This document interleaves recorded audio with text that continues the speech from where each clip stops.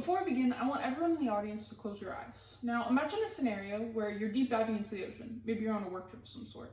Normally, you'd imagine beautifully covered coral reefs, a variety of marine species scattered about, and overall, a sustained level of biodiversity underwater. Now, absolutely demolish that image. Picture an abundance of rays all across the seafloor, an overwhelming amount of algae just covering the coral, and little to no diversity between fish species. You can open your eyes now. The scenario you just imagined may become reality if people such as yourself don't start putting more effort towards shark conservation. Sharks, as apex predators, help contribute to the sustainability of marine ecosystems, and without them, their prey will slowly begin to run rampant, depleting necessary species for underwater functionality. Erin Dillon, a Stanford University biology bachelor graduate, along with a group of international scientists that she herself led, found that since the period before human impact to the present, or 2021 at that time, there has been a 71% decrease in total shark abundance. With such an immense decline in the shark's overall population, it's necessary for us as humans to start working towards shifting that number to one of an increase as opposed to a decrease.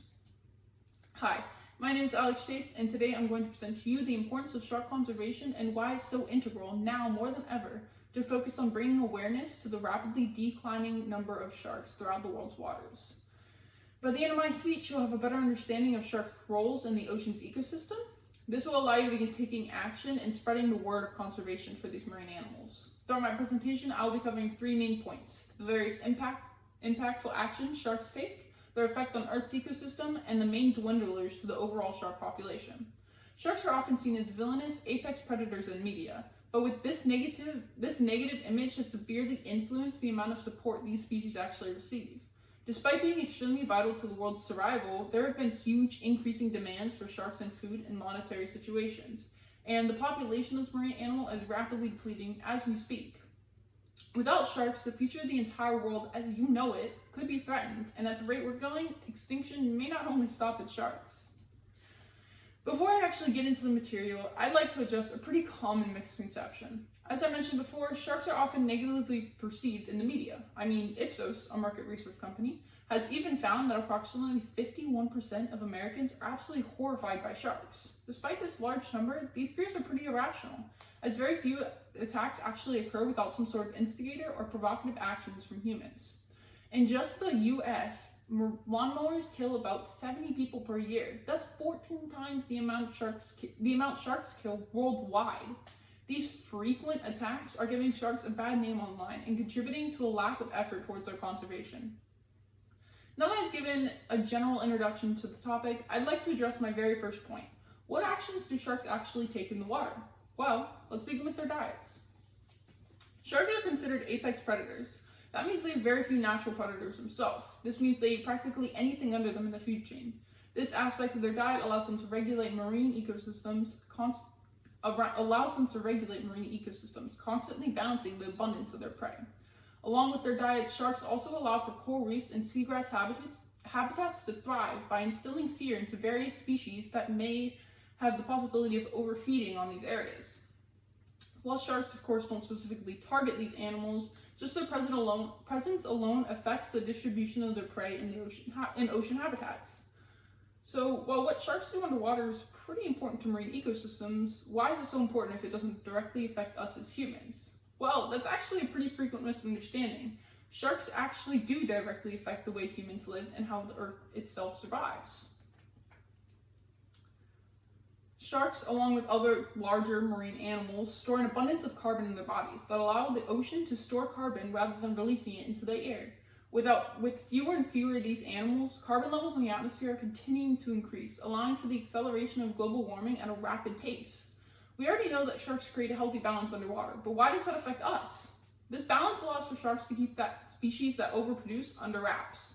A perfect example of this are phytoplankton eaters. Without sharks, species that eat phytoplankton being microscopic marine plants that create oxygen in the ocean, will overwhelm their prey.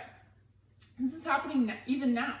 As shark numbers lower, so do ocean oxygen levels. And while it may not directly affect our oxygen as humans, a lack of oxygen in the water could completely rearrange the Earth's ecological function, affecting us in more ways than you can think.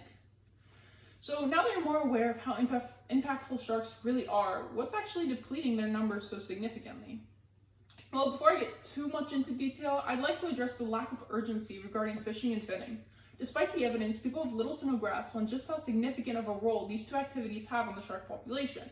Overfishing has severely impacted sharks, as well as numerous other marine species caught in the crossfire. Multiple different countries and islands that used to be considered safe havens for sharks are dropping long fishing laws and other laws originally put in place to protect the ocean. Along with overfishing is shark finning. You've likely heard of shark finning, as it has been one of the most abundant practices in the economy in the past few decades. High demands in product, as well as cultural respect revolving around shark fin soup, has drastically increased the amount of sharks being stripped of their fins and simply tossed back into the water to die. According to the Marine Stewardship Council, a global nonprofit organization that's been working to end overfishing worldwide since 1997, the value of the world trade in shark commodities approaches nearly 1 billion USD per year. This includes every bit people can take from sharks, including the sharks' lives.